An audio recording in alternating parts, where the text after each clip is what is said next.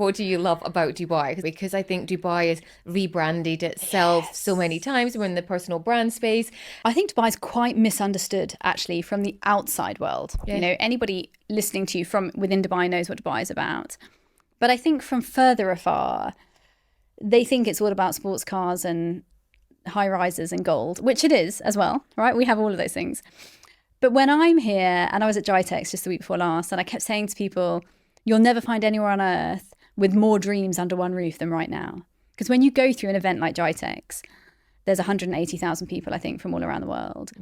All of them have a dream. So for me, what I love about Dubai is the number of people that come here with a dream. A teacher with a dream, or a gardener with a dream, or an author, or a writer, or an actress, or a model, or anybody else.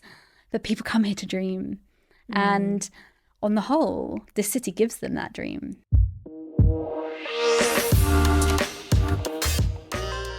You are who Google says you are. So do you stand out? What does your personal brand say about you? Welcome to the Kelly Lundberg Show. I'm your host, Kelly Lundberg, and each week I sit down with someone to uncover how they've built their personal brand and the strategies that they've learned. Or I share insights from my work with clients and social media. These are actionable tips that you can apply to build a powerful personal brand in today's world. I'm based in Dubai, a city that I believe has rebranded itself over the years, but really embodies the belief that anything is possible. My goal is to inspire 5 people a day to take action towards their own personal brand journey. In this episode, if it inspires you, then give it a thumbs up on YouTube or leave a review wherever you're listening. Your support really helps increase the visibility and attracts incredible guests. Now, let's get into today's episode. Welcome to the show, Mimi. It's great to have you here. Thank you. It's such a pleasure after all this time. I know, we've Finally. been communicating for 5 or 6 years. We've Yes. spoken many times. We have. Got a copy of your book when it first came out. So I know about you, but my audience maybe doesn't. So can you give us a little bit of a backstory as to who you are and kind of what brought you here today? So I'm back in Dubai for an event. I'm here all the time. I used to live here when we met, right? Yeah. So I was here for 4.5 years and started this journey, which I'm sure we'll talk about today, in this city, in Dubai.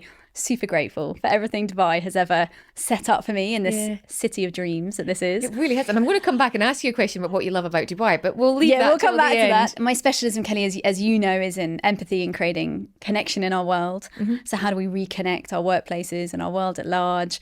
I've just finished my 3rd book and I spend my life traveling and talking about it, really. I love to create content that helps us engage with and create more empathy, and I'm really happy to be here and just talk about what that means and what it is. Let's dive into empathy then. How was that your thing? Yes. Well, again, it all started here, right? All began in Dubai, as it were. I came here in 2018 to take over a regional CEO role. And when I got here, if I'm politically correct, I will say that the role was not quite as it had been described. And I was thrown into an organizational reality that at the time I was extremely unprepared for and quite frankly, extremely overwhelmed by at the time. I had gone from very corporate global roles in huge organizations where there was 20 people in support, whether that's finance, procurement, leadership, whatever. And I got here to Dubai and was thrown into a role where I was very alone. I had never been in Dubai before. I knew not a soul. I was a single mum when I came here and was sort of forced to become an entrepreneur of a small business overnight and had zero idea how to do it. And in that process, I met a business coach and we had a conversation that changed my life, really. And in that conversation, one of the questions that this coach asked me was about my leadership style.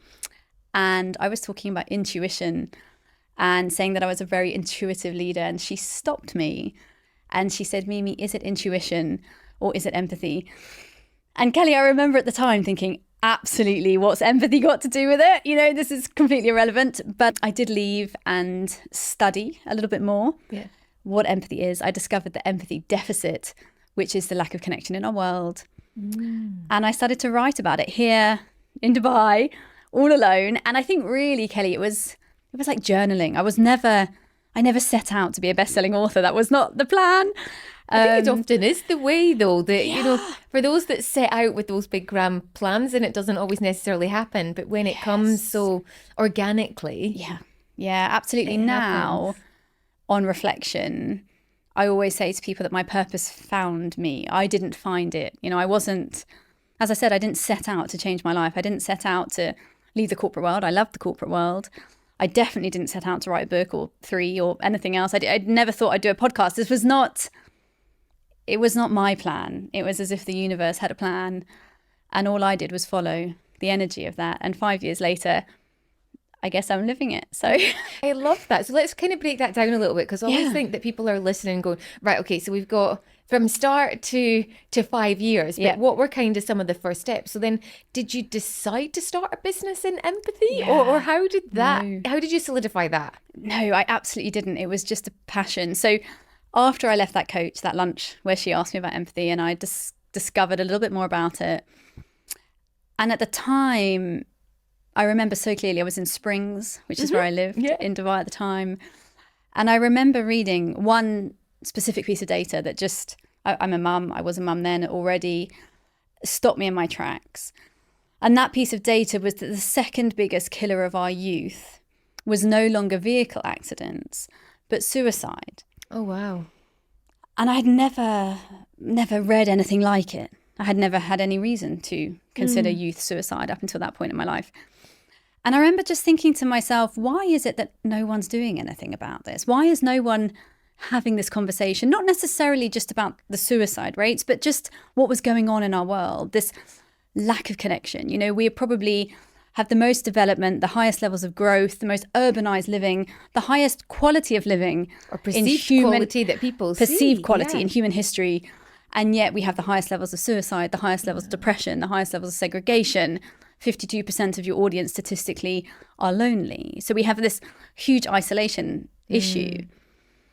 And I remember reading this and just thinking, well, somebody should talk about this. I never expected that to kind of necessarily be me. I just thought I would lean into that conversation. And Kelly, in the beginning, probably when you first got my book all those years ago, people were constantly questioning me, like, are you sure you want to talk about empathy? Because you could talk about something that other people are talking about and that would be easier. Wow. And I spent years saying, no, I'm sure. This is what I want to talk about. And it is only now, and when I say now, maybe the last 6 months even, where that ripple has significantly shifted, you know, and now it's like empathy's rising everywhere, but it wasn't like that before. There's a huge education piece. And I think often people that start talking about something that other people aren't, I'm sure when Brené Brown started about vulnerability, or you think about other key people in their space, I mean, they're pushing something till other people get it. Like, I think even back styling, when I first started my styling career 20 odd years ago, no one knew what it was. And there was this sort of like 5-7 years where you're having to educate people, and then the penny drops, and then everyone's talking about empathy now, or everyone's talking about personal branding, but they weren't 6 years ago. It changes, I think, really slowly and all of a sudden, all at once. That's a very good analogy. Right? Yes. It's like little bit, and then suddenly there's a shift. And just before I came in here with you today, somebody messaged me and said, hey, Mimi, I don't know this person well, but they have my WhatsApp. I just wanted to tell you, I just finished an AI and empathy course. I just wanted to tell you that, you know? And it happens all the time now, Kelly. People send me pictures of street signs or a banner at a conference or anything to do with empathy. People I mainly don't know, you know, on Insta or social media, and just say, hey, Mimi, look what I saw.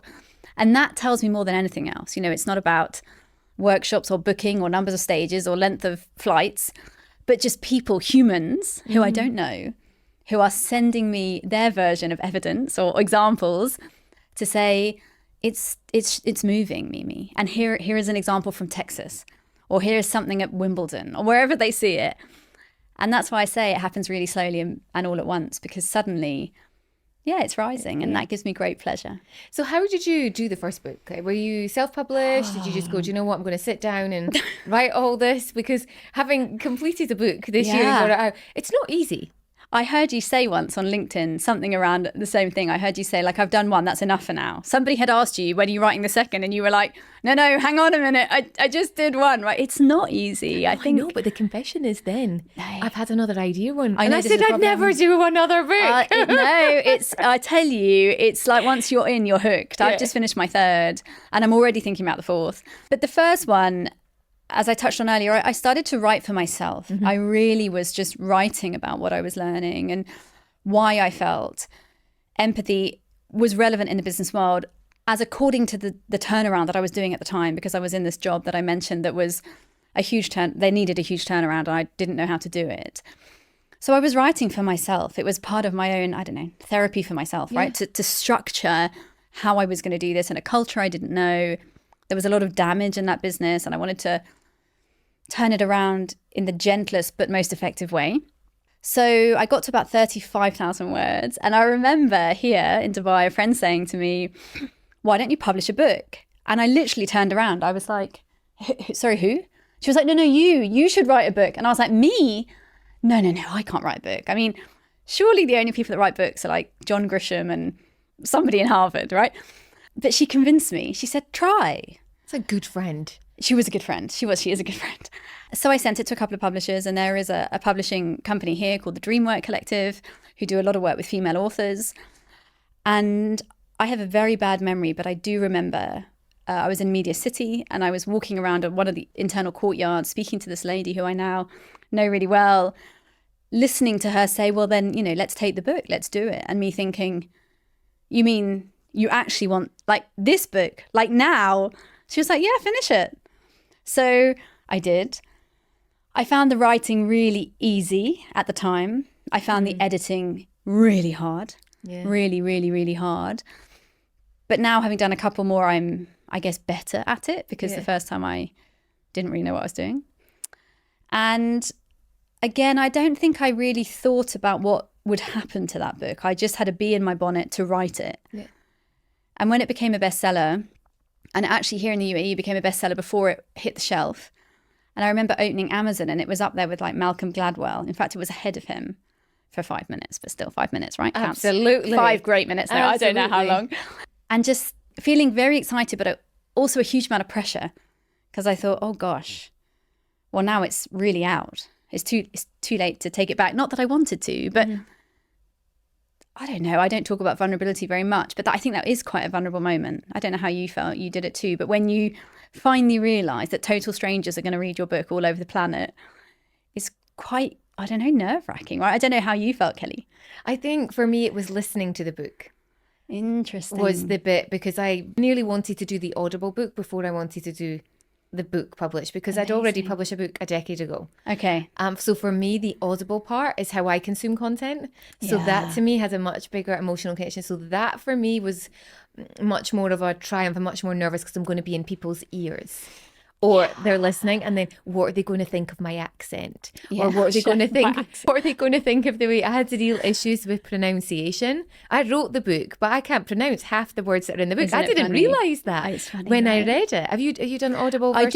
I did, and it's a lot. Yeah, because it took me, I don't know if you, but it took me in the end 13 and a half hours. 13 and a half hours is a lot of speaking. And how long was the book, though? 60,000 words. So I don't know how long, once that's edited down, I don't know how long it takes to listen to it. 7, probably. 2.5. Yeah, it was the same. But it's a lot, right? It's a lot of sitting in a studio, a little box, nothing beautiful like this, all on your own, reading your own words to nobody. Yeah. Right? To a microphone. So and having the same emotion. So for me, that I felt that piece. Yeah, it's hard work. I'd love to know 100% what happened after you released the book. Was that did that propel your personal brand? Did speaking ups come from that? Yeah. Or did one-to-one clients? No, nothing happened. Oh, okay, good. Well, not good, as in.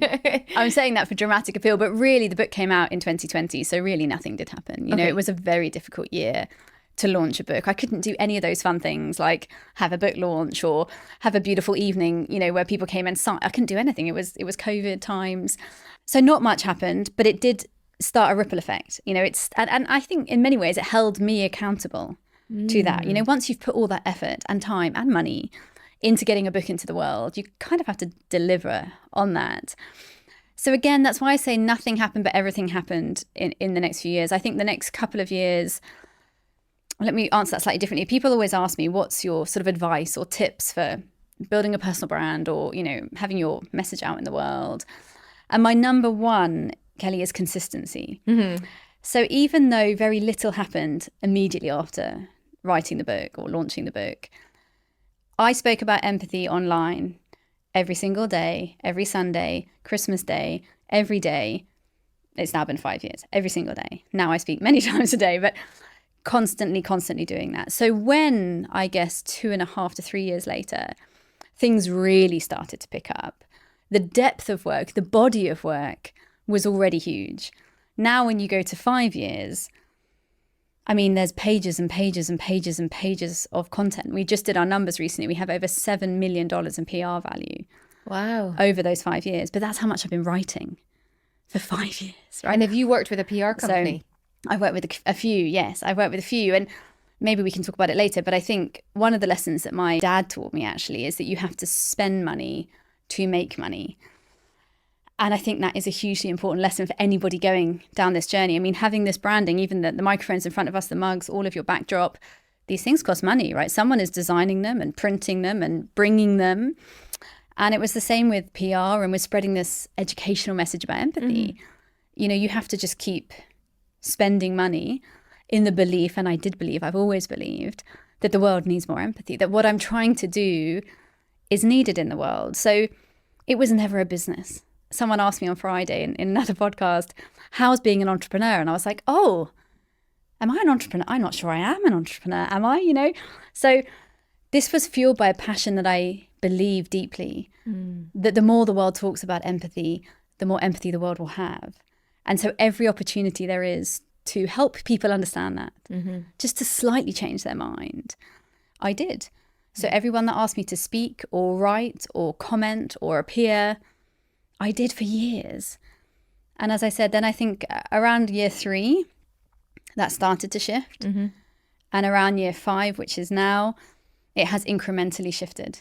Because I think now I have 5 years of experience, proof. knowledge, social proof. Yeah. So what would you say is incrementally increased? Is that speaking ups? Is that podcast interviews? Is that PR? Or is that everything. all of that above? It's everything. We can't keep up with it anymore, you know, in the most wonderful way. Because I think starting out, and for anyone listening, and obviously you have many clients on the show that talks about this, but it's very lonely, right? And my work on social media has always been for impact. You know, you won't find on my social media, not that I'm criticizing or judging anybody's social media, but on my personal social media, you won't find me on holiday or what I'm eating or me in a bikini or me in anything remotely revealing. I very rarely, occasionally share something with my daughter or my dog, but really those platforms are not about me. They're in my name, but they're about empathy in all of its vices. I do charity work and community work and work with CEOs or work on stages or whatever it is, but it is directly connected to spreading empathy. And I think that, as I said, over time, that buys trust. Because, and someone said to me last week actually, or the week before, I was here in Dubai and somebody was introducing me to someone else and they said, oh, you should find Mimi online. And he said, oh, is she a personal brand or something? And the lady said, no, she never talks about herself. She talks about empathy. And I was listening. And I was like, that's really interesting, you know, how that perception is. So incremental increase is, I think it's like a ripple effect, because now, obviously, the more podcasts I do, the more people want me to do their podcasts. And the more media I speak to, the more media wants to speak to you. The more stages you are on, the higher the credibility. And I think in the speaking world, big clients, they want to know that they can trust you with a big stage. You know, so I think that was a huge shift as well. Even this summer, I did my largest ever event, which was just under 5,000 people. Wow! Which congratulations, because that's a big number. It's huge, Kelly. It's like a stadium, and everyone's like little dots. Yes. Like then you can't see their faces in the same way as you would if it was 300 or maybe 200, maybe. It's very different, and you have to look like 180 to see them, you know. And I think the minute I put that on social, things just change. People perceive that as trust follows trust. You know, they think, well, if whoever that was trusted her with 5,000 people, well, we can trust her with 10. You know, so then it grows. Interesting. So I think there's a lot of momentum, and momentum leads to momentum, I guess. Yeah. What platform do you find particularly beneficial for the brand building? Is it LinkedIn or is it your Instagram, or are you on TikTok? I mean, I am LinkedIn like cheerleader. I feel like a ambassador. Yes, exactly. I was going to say like a preacher of LinkedIn. I find LinkedIn extremely genuine, like very authentic, because you know that nobody can pay for the followers or the audience. Yeah. Right.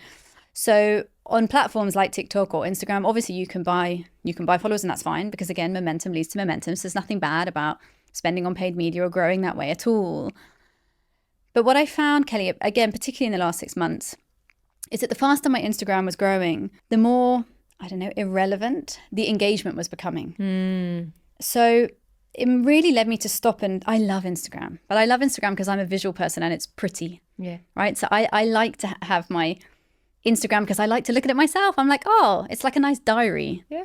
A shop window. Yes, absolutely. Right? That's why I describe it with Yeah. clients. It Yeah, is it's like a shop window. and branding. So I love that. I love that. I love that it has music. I love that I can put a picture of you and me up after I leave and put something I really like, something that makes me happy. Yeah. And LinkedIn is not that yet engaging for me. But LinkedIn is so genuine because, so we reached 20,000 followers last week, and our reach now on a weekly basis is around 100,000. That's amazing. For me, Kelly, it's like I started at 900. You know, when I first met you, there was probably 900 connections on LinkedIn, and I don't care about the numbers. I don't check them. It's not like I read every post and say, well, this one reached this or reached that. But when there's 100,000 people that are authentically engaging in some way or sharing it or reposting it, just eyes, visibility. you just think, yeah, empathy's rising, right? People are interested enough. Total strangers are interested enough to share something I've written or something I'm talking about to create more empathy in the world. And even though I don't care about the numbers, it's definitely reassuring. You feel less alone, right? You're like, okay, someone's watching. It's not just a big, dark black hole. Going to avoid, yeah. Well, how would you describe empathy then? Kelly, it's fundamentally perspective taking at its most simple. It's about the ability to see the world through somebody else's opinion, eyes, perspective, and understand why they are seeing, feeling, experiencing something, perhaps in the same room as you, but in a different way. So it's built into your brain. This is a skill set. It's a pro-evolutionary skill set. That means that it exists so that the human race can survive, not thrive, but survive, right? This is a survival skill so that we can connect as human beings. And the majority of the population are born with it, over 98% of us. And as I said, it's built into your brain. So it's about being able to understand other people in the room. So for example, if you're in the office, or if you have someone who's not performing anymore, why are they not performing? Why is that team member that you promoted doing less well after the promotion than before? Why in a networking event is somebody responding in the way they are? Why is someone around the boardroom table so particularly angry about this, right? Perspective taking. So just understanding the perspective of others. It seems something so obvious when you explain it. But I know. Why aren't we, I mean, I don't know if you have the answer to this. Why aren't we taught this kind of stuff in school? Oh my gosh. It's like the $1 million question. It is changing, and we absolutely should. So I now have actually created a primary school curriculum or program to help that along its way in some tiny, tiny part. But it's shifting all over the planet, actually. You're beginning to see what governments will call social emotional skills or social emotional learning moving into curriculums, because absolutely we should teach it. When we have very small children at home, we constantly remind them to listen, like under 5. Listen to mummy, listen to daddy, listen to auntie, teacher, whoever. And then as they grow, we stop reminding them. We don't teach it in school, we don't teach it in university, we definitely don't teach it at work. And then we wonder why we have this empathy deficit, which, according to the Surgeon General in the USA, is impacting us in terms of loneliness. And the impact of that to our health is the same as smoking 15 cigarettes a day. Really? Our disconnection is literally killing us. And yet for years, we've been doing nothing about it. So to your point, why aren't we teaching it in schools? We should.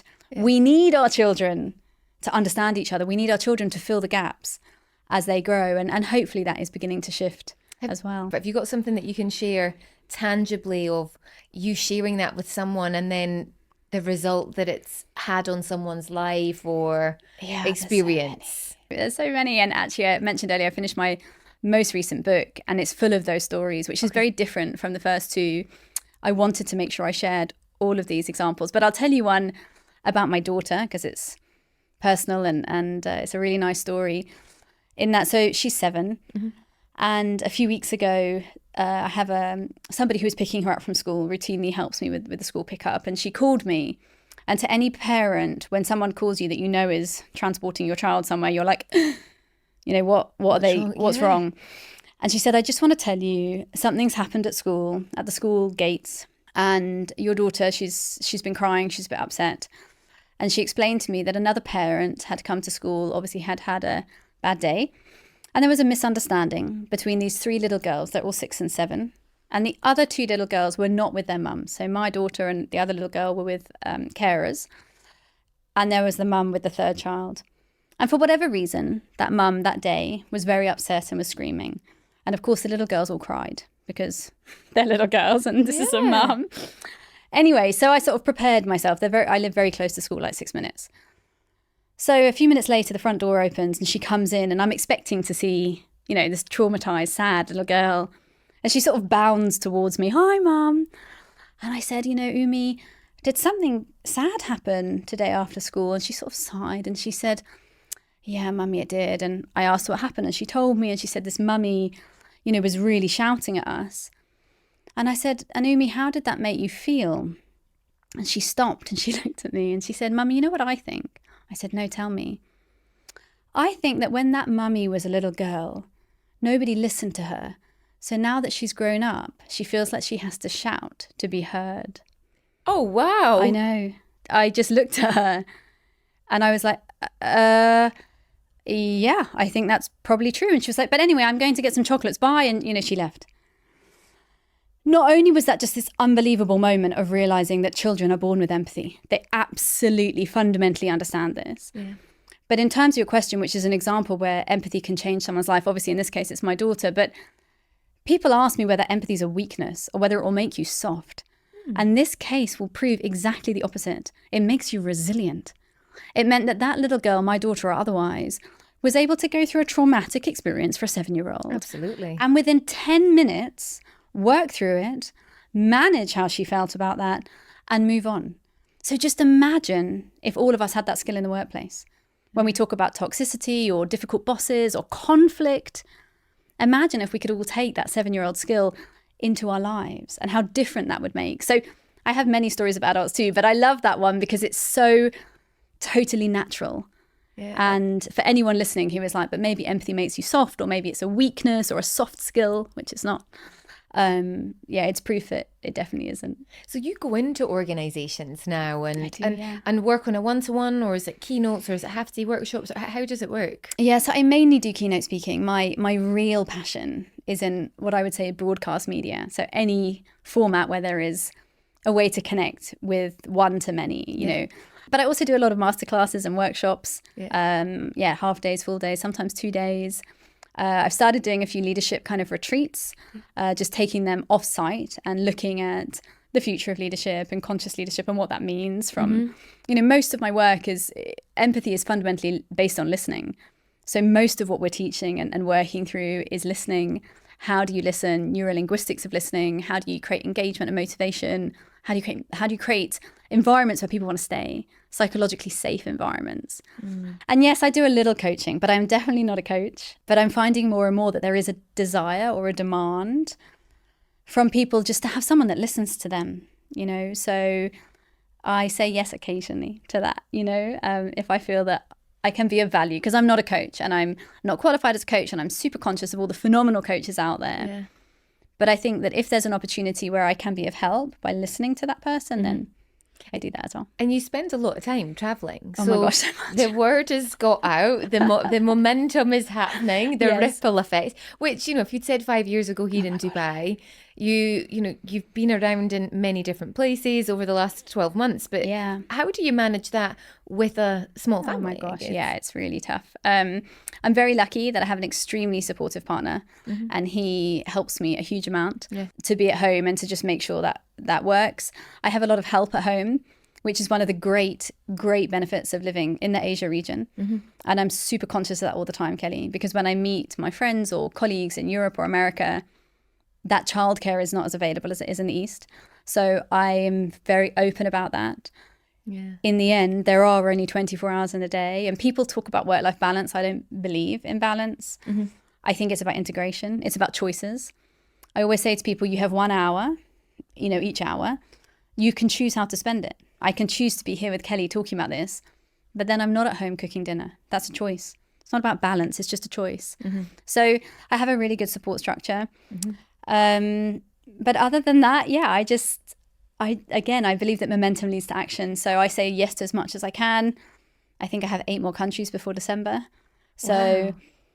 It's a lot. And I think many working mums will tell you the same, that we travel as short as possible, so we'll fly, I'm here in Dubai this time, I think for 43 hours, Oh, wow. If I wasn't a mum, would I stay for 5 days? Yes, but that's just not my reality. So I think life is about choices and also sacrifices. And this journey, it's not easy. I love it. I mean, Kelly, I adore it. And you can see that, and it makes you happy. So you're going home happy because you're impacting people and influencing and because people cry and people write to me and tell me things about their cancer treatment or their relationship, or things that I never thought would happen, Kelly, like just never thought would happen. So I love it, but it's not easy. I mean, yesterday when I left home, Sunday evening, my daughter, she knows what I do. She's very wise. She understands. But when I'm traveling to the airport, am I feeling super happy? No.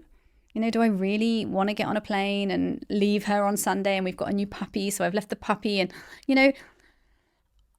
I think that discomfort leads to growth. So every time I have that discomfort, which never lasts for long. Or that feeling, yeah. That feeling when I'm like, oh, I shut the door behind me and I walk away with my wheelie bag again. If I have that moment of discomfort, I always remind myself of that, that discomfort leads to growth. Nothing wonderful ever came from a comfort zone. I really believe that. But I'm not sure we talk about it enough. I think that social media makes it look like these things just come magically. And right? They don't come magically. Yeah. I very rarely work until less than midnight. We talked on earlier about investment, financial investment, time investment, personal investment. I spend my life flying to odd places all alone as a woman, landing in random parts of India or Africa all alone. It's not always comfortable. So yeah, I think I try and keep that close to me. I love it. It creates joy. It creates endless joy, but it's not always easy. I think there's a big difference between easy things and simple things. It's simple for me to carry on. This is my absolute purpose, but it's not always easy.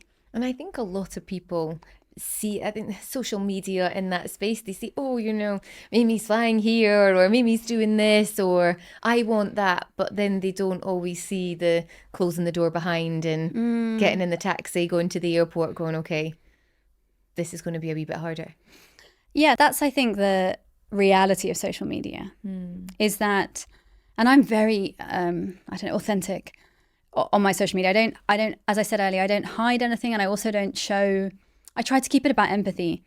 So I don't, again, I'm not judging other people's posts, but I don't show them the class of travel I'm in, or if I'm lucky enough to be put in a 5-star hotel, I'm not going to post a picture of the hotel.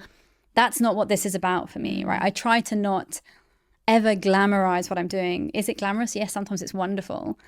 But for me, that's not what this journey is about. The journey is about the empathy. The journey is about reaching people in a way that they stay. Because in social media, people can come and you can grow really quickly, but are they going to stay? Are they going to stay past 6 months or a year? Because empathy is about forever, right? This is a 10-year journey, not 10-minute journey. So my passion is to find people that want to stay and learn and continue on this. And yes, the stages are getting bigger and the podcasts and the shoots and all those things, but that is just about showing people how important this is. Because if I'm being paid to speak to 5,000 people versus 500, then hopefully what the audience takes away from that is what she's talking about is of value, because someone is paying her to speak to 5 and hopefully soon 10 and 20,000 people. That's very different from, there's nothing wrong with a panel discussion to 200. I do many of them. But it's a different investment. I don't mean financially, although there is money involved, but I mean in intention.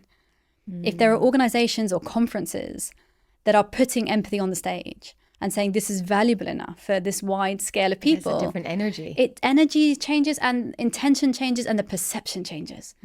As I said, when I put those photos up of this big event in the summer with the huge audience, it's amazing how many people mentioned it to me. Wow. that maybe haven't spoken to me for years. And then we'll be I've like, seen you do- yeah, I I've saw seen you do this, right? yeah. So again, Perception. momentum leads to momentum. So that's really important to me. What's next for you? So you've got third book coming out. What are the goals for 2025? Oh, there's so many. I want to create a documentary.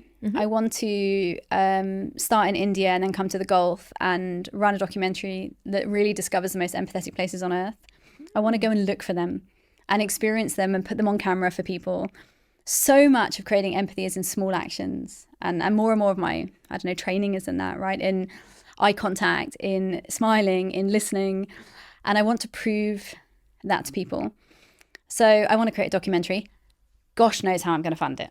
No idea, but intention. You never know. Someone might be listening there you to go. this. If anyone wants to make a documentary, I'm in. So I want to do that. I have 2 more books coming out next year, but in partnerships. So 2 other books who other authors have come to me to co-write with them.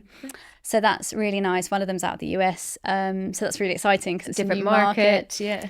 And I have a new e-commerce platform, a new training platform that's coming out specifically in India, but it's for the world. But I mean, I've built it in India. So that's coming out.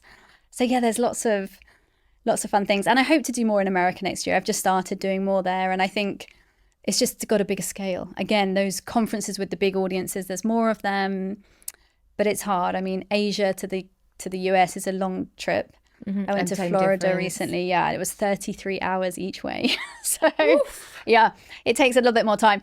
But I'm off to Saudi next week for 8 days, and I just am in love with Riyadh.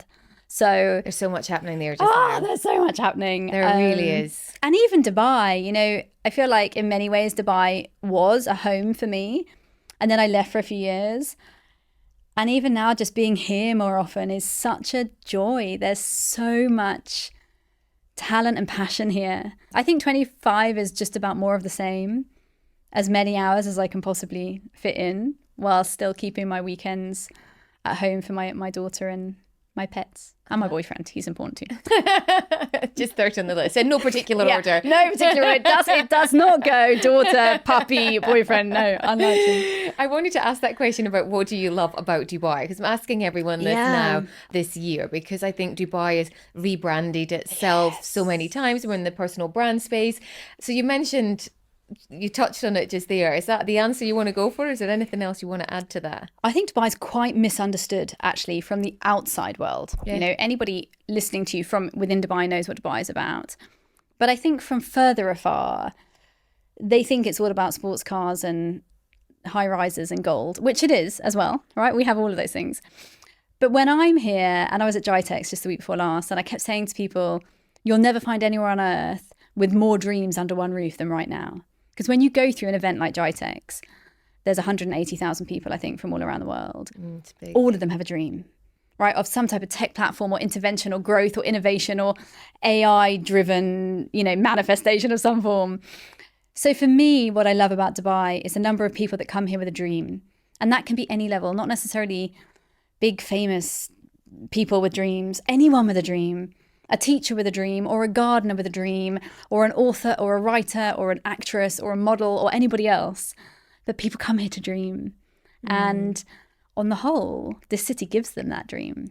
People find their dreams. I mean, I often remember when I read about you in the beginning, Kelly, you came here with Emirates, right? I'm right. Absolutely, yeah. And it was an opportunity to travel the world. And I was attracted to this can-do attitude of anything is possible. Yeah. Dream. There you go, right? Anything is possible. And anything is possible here. Yeah. And so for me, that's why I come back now. And I remember when I left Dubai to move back to Asia in 2021, and someone said to me just the week before I left, I don't think you're done with Dubai yet, Mimi. I think you're going to come back. And I was like, no, I think I've had a brilliant 4 years, but I think I'm going back to Asia now. That's where I'm going to be.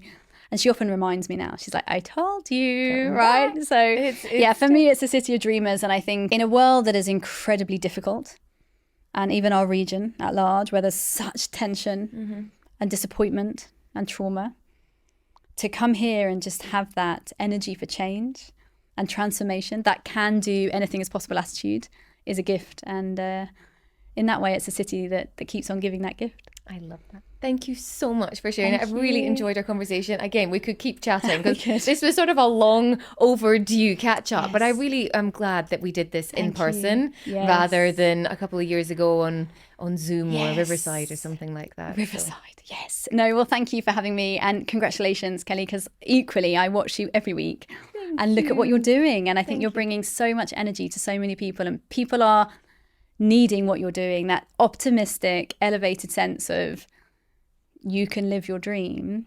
We need more people like you, so thank you. Thank you. Wondering which platform is best for building your personal brand on? LinkedIn is the place to be. Many of my clients, as well as people that I meet at events, are often really nervous and don't know where to start when it comes to getting out content and building relationships on this fantastic social media platform. And that's exactly why I created How to Grow Your Personal Brand on LinkedIn. I actually got that name from Instagram when I asked my followers which one did they think was the best. That was the one they chose. This course is designed to help you share content that's personal and professional, that connects with your personal brand values, but more than that, just how can you grow long-lasting relationships on a platform with people all over the world. For my listeners, or for those that are watching this, I'm offering this 9-step module, which is really easy to complete in the next couple of hours for just $47. Click the link below, purchase it straight away, and then come and say hi on LinkedIn. I'd love to see what you've updated.